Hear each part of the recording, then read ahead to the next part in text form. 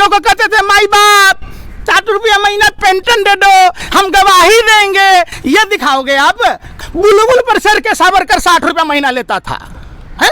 आपका बाप दादा निकम्मा था, निठल्ला था, माफीवीर था। कभी बताओ ना कि आपके बाप दादा ने, कौन से बाप दादा ने जेल में गया?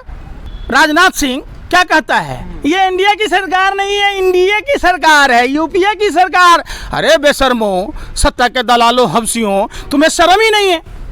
कुंभ में भी और जिस तरीके से नई दिल्ली रेलवे स्टेशन में भी जिस तरीके से भगदड़ मच रही है और मौतें देखने को सामने आ रही है, तो किस तरीके से देख रहे हो और किसको इसके लिए जिम्मेदार मान रहे हैं? देखिए, इसके लिए वो लोग जिम्मेदार हैं जो लोग व्यवस्था के नाम पर अव्यवस्था फैलाई है, जिन लोगों ने भ्रष्टाचार किया है, जिन लोगों ने प्रोपेगेंडा के तहत लोगों को मजबूर कर दिया। देखिए, सीधी सी बात है कि जब आपकी व्यवस्था नहीं थी, आपने लोगों को निमंत्रण क्यों दिया? आपने ये क्यों कहा कि 100 करोड़ लोगों की व्यवस्था है, जबकि ये फर्जी आंकड़े दे रहे कि 50 करोड़ लोग आ गए, इतने आ गए। वहाँ 20 करोड़ लोग भी नहीं पहुँचे। 20 करोड़ लोगों में, 25 करोड़ लोगों में इतनी अव्यवस्थाएं हुई। अगर हिंदुस्तान के 100 करोड़ हिंदू पहुँच जाते तो क्या से क्या हो जाता। सवाल ये है कि जिन कंपनियों को महाकुंभ के तमाम क्षेत्रों में जो पंटून पुल बनाने का, सड़क बनाने का, तमाम तरह की सुविधाओं को देने का ठेका दिया हुआ था, उनकी ठेका को निरस्त करके नई कंपनियों को दिया गया। वो घटिया गुणवत्ता की चीज़ों को प्रयोग किया। और आपने देखा होगा 5 बार से ज़्यादा आग अग्निकांड की घटना हुई। आप दिखाते रहे AI मॉनिटरिंग करेगा, दिव्य कुंभ, महाकुंभ। आपने 2 तरह का हिंदुस्तान बनाया। एक तरफ जो भारतीय जनता पार्टी का हिंदू, अडानी अंबानी जैसे लोग, जो बड़े बड़े सेलिब्रिटी लोग, बड़े बड़े क्रिकेटर, फिल्म इंडस्ट्री से अभिनेता, अभिनेत्री, सोशल इन्फ्लुएंसरों को बुलाकर आपने जो विज्ञापन दिया, जो उसको प्रमोट कराया, जो देश की मीडिया, दलाल मीडिया ने दिखाया कि वहाँ अब तो भैया ये धरती रहेगा ही नहीं। अरे भाई, जब तक हिंदू धर्म रहेगा, जब तक ये सूरज और चांद रहेगा, जब तक ये धरती रहेगी, तब तक कुंभ का आयोजन होगा। आप कुंभ गए क्या? तो सुन नहीं रहा ना, फिर यही आप लोगों को बिल्ली यूं ही बदनाम है रास्ता काटने के लिए। आप पत्रकार काफ़ी हो। हम कह रहे हैं कि जो कुंभ में भगदड़ हुए, जो अग्निकांड हुआ, जो अव्यवस्था हुई, जो भ्रष्टाचार हुआ, कौन जवाबदेह है? एक तरफ आपने 2 तरह के हिंदुस्तान बनाए। एक तरफ VIP लोगों के लिए आपने पंटून पुल ही नहीं, आने जाने के तमाम जो प्रयागराज के इर्द गिर्द जितने रोड थे बंद कर दिया। 18 घंटे की जाम लगी, बच्चे रो रहे थे, उनको दूध की कमी थी, पानी की कमी थी। और जो लोग सुविधा दे रहे थे, आप जो लोग सहायता पहुंचा रहे थे, उनके खानों में राख मिला रहे थे, बालू मिला रहे थे। काहे भैया? और धर्म में और राजनीति में फर्क है। सबसे पहले बात समझिए, धर्म पर सवाल उठाना गैर अनुचित है। ये हिंदुस्तान है, यहाँ कई तरह के धर्म मानने वाले लोग हैं। तो राजनीति तो आप कर रहे हैं ना? माने कोई मरता है तो मरता रहे, हम अगर बोल दिया तो हम हो गए बदनाम हैं? अरे बेशर्मो, सत्ता के दलालों, कम से कम ये तो बताया होता कि 8-8 JCB किसका उठा रहा था, कौन, कितने गाड़ियों में लाशों को ये किया गया। जब देखिए, सीधा सा बात है, अगर सरकार निष्पक्ष है, मैं साफ कहता हूँ, होशोहवास में कहता हूँ, जो भी फ़ोन लोकेशन CDR रिपोर्ट होती है, फ़ोन की कनेक्टिविटी के आधार पर पता चल जाएगा। यह जांच का विषय है और इसकी जांच संयुक्त संसदीय समिति से होनी चाहिए। तमाम सर्वदलीय लोग रहेंगे। ये धर्म का सवाल ही नहीं है, ये सवाल आदमी के जीवन मरण का है। एक कह रहे हैं 4 गुना GDP में बढ़ोतरी। अरे भाई, योगी जी तो अपने मियाँ मिट्ठू है, वो तो कहता है कि हम राजा हरिश्चंद्र है। उस पर 70 से अधिक धाराओं में मामला खुद ही दर्ज है। कौन सी योगी की बात कहते हैं? योगी कौन होता है? साधु संत का मतलब है संतुलन बनाना। जिसका कोई राजपाट से मतलब नहीं होता है, वो साधु होता है। ये तो सत्ता का भोगी है। आप उत्तर प्रदेश की घटना नहीं देख रहे, जहां वर्दी वालों तक को मारा जा रहा है। उत्तर प्रदेश को ऐसा बना दिया उत्तर प्रदेश का ढोंगी अपराधनाथ ने कि आज उत्तर प्रदेश की आवाम कराह रही है, महिलाएं सुरक्षित नहीं हैं। आपने नहीं देखा जिनकी मांगें सुनी हो गई, आपने नहीं देखा जिनकी गोदें सुनी हो गई, आपने नहीं देखा। अच्छा। जश्न मनाइए, 52 करोड़ लोगों ने डुबकी लगा लिया आस्था की। देखिए, हम ऐसा जश्न नहीं मनाते हैं जिसमें हमारे अपने हिंदू भाई ही काल के कपाल में समा गए हों। और ये नरसंहार है, आपकी फेल्योर है। आपने नई दिल्ली पर देख लीजिए, जो रेल मंत्री हादसों से अगर सबक लिया होता, रेल मंत्रालय ने अपना बजट नहीं बंद किया होता, रेल की अपनी बजट पेश होती थी, जब केंद्रीय बजट पेश होता था, रेल मंत्रालय अपने हिसाब से रेल की जो खामियां हैं उनको दूर करने का काम करती थी, जो खामियां हैं उसको विसंगतियों को दूर करती थी, नए नए बहाली होते थे। ये सरकार ऐसी निकम्मी निठल्ली सरकार, जिस सरकार में हजारों की तादाद में पदें खाली हैं, लगभग 30,000 से ज़्यादा पद खाली है। लोको पायलटों को देख लीजिए, काम का प्रेशर है, आरपीएफ की बहाली नहीं हो रही, वहाँ तमाम जो टेक्निकल मैकेनिकल जो भी स्टाफ है कमी से जूझ रहा है, संचालन कौन करेगा? पर रेल मंत्री का कहना है कि हमारी तरफ से सारी व्यवस्था है, इतनी हजारों स्पेशल ट्रेनें चलवा रहे हैं कुंभ के लिए। अच्छा, आप पत्रकार हैं या भाजपा आईटी सेल के हैं, सब बताइए, ईमानदारी से बताइए। हाँ। अगर चलाई होती तो ये अव्यवस्था होता? आपने कभी सरकार से, उस अश्विनी वैष्णव से सवाल किया कि जब हर घंटे 1500 टिकट बिक रहे थे, एक ट्रेन की कैपेसिटी कितनी होती है? आप हमको बताइए। 25 को बोगी लगेगा तो 2500, 5000 मान लीजिए, तब 1500 टिकट हर घंटे बिक रहा था। अगर 4 घंटे भी ये रफ्तार रहा तो 6000। वही स्वतंत्रता सेनानी थी, वही प्रयागराजा ने की थी। आपने फिर स्लीपर का टिकट बेचा, एसी का टिकट बेचा। पैसा चाहिए खाली आपको, जान जाए तो जाए। रेल मंत्री नहीं है, ये रेल मंत्री है। ये वीडियो बना के डालता है, इंस्टाग्राम पर फोटो डाल देने से रेल का संचालन होगा? आप जाइए ना। को अवसर मत बनाइए आप लोग जो हंगामा। कोई आपदा नहीं है, ये नरसंहार है, समझिए। होशो हवास में मैं बोलता हूँ, जवाब देना होगा।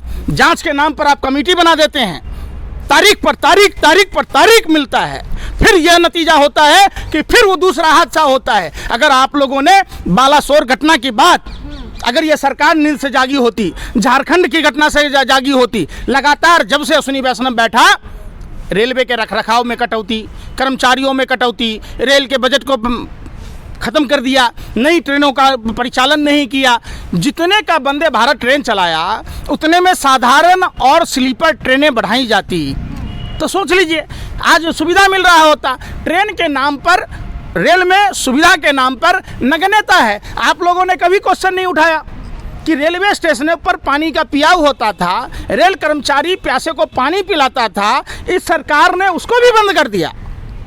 तो पाप धोने की जल्दी तो जनता को है, भाई किसने करी?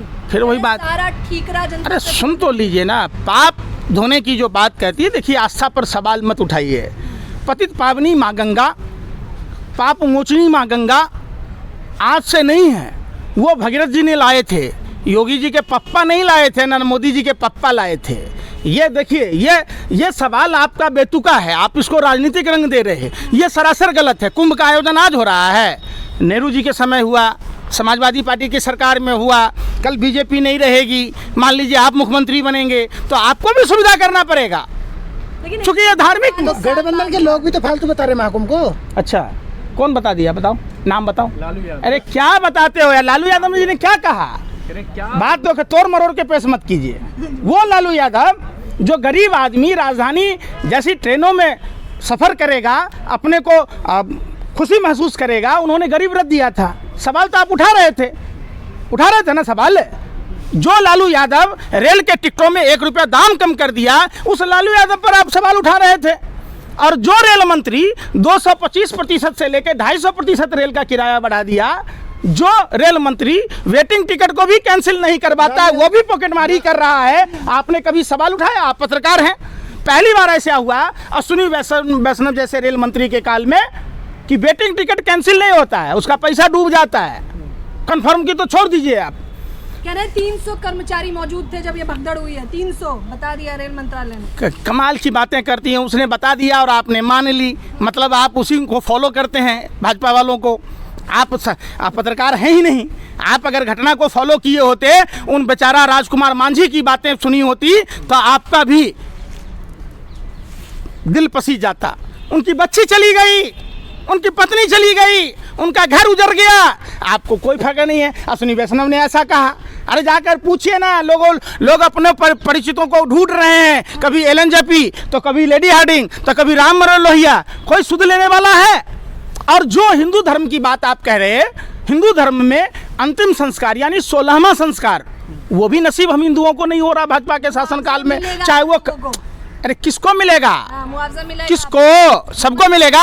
अरे तो जाके मंत्री जी से बोलिए ना, मंत्री जी सीसीटीवी फुटेज सार्वजनिक तो कीजिए। वहाँ की फोन जो आप सब आदमी मोबाइल रखता है, किस तरीके से आपने देखा पॉकेट मारों का गिरोह जो वहाँ मंथली देता है, वो लोगों के बैग, पर्स, मोबाइल, सोने के आभूषण छीनने का काम कर रहे थे। बचा है क्या? फिर आप वही थथरई वाली बात है, हर चीज में साजिशें हो जाता है। तो फिर आप किस बात के लिए हैं? आप क्या झक मरा रहे थे? आपको नहीं पता था? और भाजपा का कहना है कि विपक्ष जो है पहले से ही सनातन विरोधी है, तो अभी मुद्दा मिल गया है, उनको अफवाह फैला रही है। देखो बात बताइए, कब तक की बात कहते रहिएगा? इतना जब भी पूछिएगा बीजेपी वाला से तो एक ही बात कहेगा, गांधी नेहरू दोषी, विपक्ष दोषी। अरे कभी अपने बाप दादाओं के बारे में भी तो बता दो कि तुम्हारे बाप दादाओं ने क्या किया। क्या कहोगे? किस मुंह से कहोगे कि हमारे बाप दादा गोरे अंग्रेजों को कहते थे माई बाप 4 रुपया महीना पेंशन दे दो, हम गवाही देंगे? ये दिखाओगे आप? कब कहने बोलते हो आप? बोलो ना, बुलबुल पर सर के सावरकर 60 रुपया महीना लेता था। है? आपका बाप दादा निकम्मा था, निठल्ला था, माफीवीर था। कभी बताओ ना कि आपके बाप दादा ने, कौन से बाप दादा ने जेल में गया? नहीं थे आप। 1924 में आरएसएस बना था। आरएसएस के एक भी नेता को फांसी हुई क्या? काला पानी हुआ क्या? क्यों? आप अपना इतिहास नहीं बताते, तो नाना बताओ, तो दादा बताओ। सवाल, आप पत्रकार हैं, आप पढ़े लिखे लोग हैं, आप मूर्ख मत बनिए। आप लोगों ने देश का भट्ठा बैठा दिया। आप अगर सजग प्रहरी के तौर पर काम करते, आप लोकतंत्र के चौथे स्तंभ के तौर पर काम करते, तो घटनाओं पर हद तक अंकुश लगता। ये आप लोगों लिफाफा के चक्कर में पीएमओ से एजेंडा आता है, वही सवाल पूछना है, वही चीज दिखाना है। बताइए, योगी जी तो खुद भावुक हो गए। अरे काहे का भावुक होगा? महर्षि वशिष्ठ ने कहा, निसंतान आदमी लोक कल्याण की बातें नहीं करेगा। ये हम नहीं कर रहे। निजी टिप्पणी काहे का? निजी टिप्पणी सार्वजनिक पद है। आप जिस समय दूसरे को कहिएगा बछड़ा है, जर्सी गाय है, तो निजी टिप्पणी नहीं है। आप कहिएगा नाना के यहाँ, मामा के कहिएगा, तो निजी टिप्पणी नहीं है। हम अगर कह दिया आप कत्ल करते हैं तो चर्चा तक नहीं होती। हम जरा सी आह भरते हैं, हो जाते हैं बदनाम। वही वाली बात है। हर चीज़ का ठीकरा दूसरों पर फोड़ना बंद कीजिए, अपनी कमी को दूर कीजिए, अपनी विसंगतियों को दूर कीजिए, रेल में कर्मचारियों की भर्ती कीजिए। और रेल को जैसे पहले की सरकार, पूर्ववर्ती सरकारों ने अपना बजट पेश किया, आपको पता होगा लाल बहादुर शास्त्री जी जब रेल में घटना घटी तो उन्होंने इस्तीफा दिया। नीतीश कुमार जी अटल बिहारी वाजपेयी की सरकार में दिए। और ये बेशरम राजनाथ सिंह क्या कहता है, ये इंडिया की सरकार नहीं है, इंडिया की सरकार है, यूपीए की सरकार। अरे बेशर्मो, सत्ता के दलालों, हवसियों, तुम्हें शर्म ही नहीं है। शर्म होता तो चुल्लू भर पानी में डूब मरना चाहिए इस तरीके के बयान देने वाले नेताओं को। ये आपकी विफलता थी, आपका भ्रष्टाचार था, आपका निकम्मापन था, जिसके कारण लोग इतने हताहत हुए। ये मौतें नहीं है, ये नरसंहार है। सरकार को बालासोर का घटना से अगर लिया रहता सबक, हर बार हम तो कहते हैं, उम्मीद है आप लोग संजोग से अच्छा सवाल किए, होली आने वाली है, रेल मंत्री जी ऐसी व्यवस्था कीजिएगा कि होली के समय ऐसी घटना ना हो, कोई साजिश ना हो। आप पुरजोर व्यवस्था कीजिएगा। अगर आपके पास रैपिड एक्शन फोर्स नहीं है, आपके पास आरपीएफ नहीं है, रेल प्रोटेक्शन फोर्स नहीं है, तो आप सेना का मदद लीजिएगा। होली हिंदुओं का त्योहार है। और तो और भाजपा नेताओं, कान खोलकर सुन लो, आपने दिल्ली के लोगों को कहा कि 500 में सिलेंडर दूंगा, होली में फ्री सिलेंडर दूंगा और 2500 रुपया माँ बहनों को दूंगा। देखना चाहते हैं आप पत्रकार, सवाल पूछना। होली आने वाला है, हिंदुओं का सबसे पवित्र तीर्थ है, पर्व है। बीच में सरकार हिंदी हितैषी है या हिंदू विरोधी? अगर है हिम्मत तो होली के बाद आप मिलना और ये बात बीजेपी के नेताओं से, प्रवक्ताओं से भी सवाल पूछना। हम तो देख रहे, अभी यमुना में गाड़ी आई हुई है साफ करने की। अरे भैया एलजी साहब, आप अपनी गाड़ी को कहाँ छुपा रखे थे? जिस पूर्वांचल के लोगों से आपने वोट मांगा, आपने यमुना में झांक दिखाते रहे वोट के खातिर, वो गाड़ियाँ कहाँ थी? आपके किस गोडाउन में थी? कहाँ सरा रखे थे आपने उस समय अगर छठ से पहले साफ किया होता तो हमारे जो छठ भरती माता बहनें थी, जो यमुना प्रदूषण का शिकार हो रही थी वो नहीं होती। हम देखना चाहते हैं कि ये सरकार वायु प्रदूषण पर क्या काम करती है। डीटीसी जो बसों की कमी से जूझ रहा है, जो दिल्ली की जनता त्राहिमाम कर रही है, उसके लिए आप क्या करते हैं? आप देखना चाहते हैं कि कैसी दिल्ली होगी।